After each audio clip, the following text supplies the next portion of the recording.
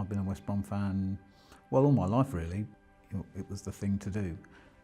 I started going to games in the late 70s. My dad brought me here to try and just to see if I liked football, with the intentions of taking me to Everton, to go to watch Everton. And I came here and I just fell in love with Tranmere. And 22 years later, I'm still here at the club. I mean, I've always loved football, pretty much from around that sort of time, you know, 91, 92. My dad used to take me to play football, and I think I had the England 1990 World Cup kit. My grandfather, who was very, very keen on his football, he was a Norfolk man, supported Norwich City all his life, tried to get me interested in football, but obviously because I felt different, I didn't feel that inclined towards football. And I had two sons who are now 13 and 15, and completely mad on Norwich City since I've been going to the football matches with them. I've actually got to really enjoy it myself.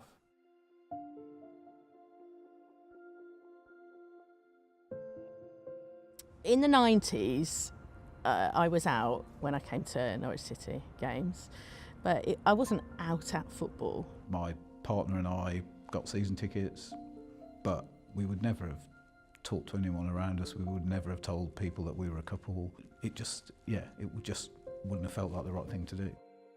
I just buried this side of me in my own mind to the point where, you know, I couldn't do it any longer.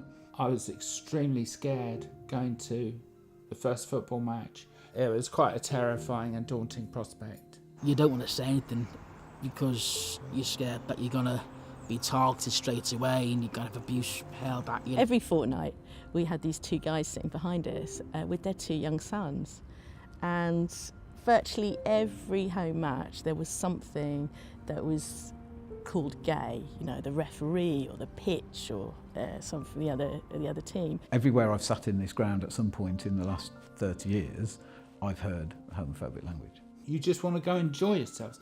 If you get anything like that at all, even just to hear it, it's extremely upsetting because you just think it's spoilt your day. The worst thing is that I've got two children with me, and they shouldn't be subjected to it.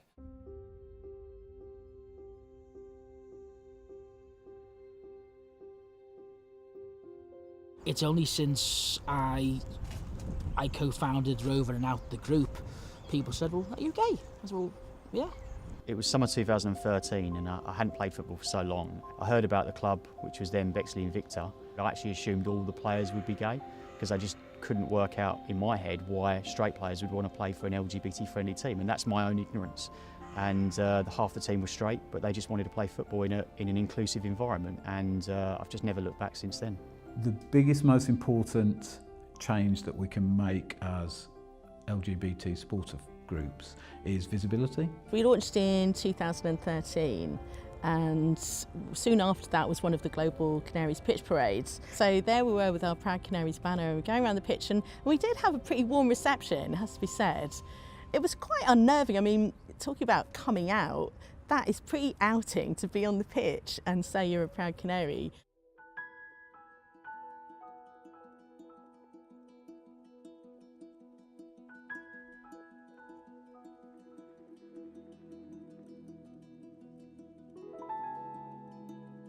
We approached the governing bodies, and the EFL have been fully supportive from the very start, and to raise awareness and understanding of homophobia and tackling sort of discrimination. We actually have a text number that people can use during a game which goes straight to the stewards so they can identify where a problem is occurring. And I think it's little things like that that can make it much easier for somebody to raise an issue in a safe environment.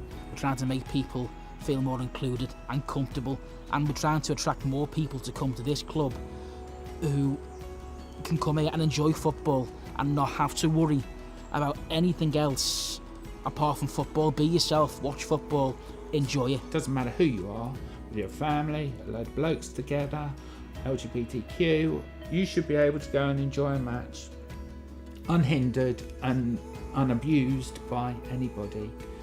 And I think that should be the ultimate goal of the clubs. And until 2 women, 2 guys can walk hand in hand from the car park to the stadium without anyone batting an eyelid, then I don't think we'll have achieved that.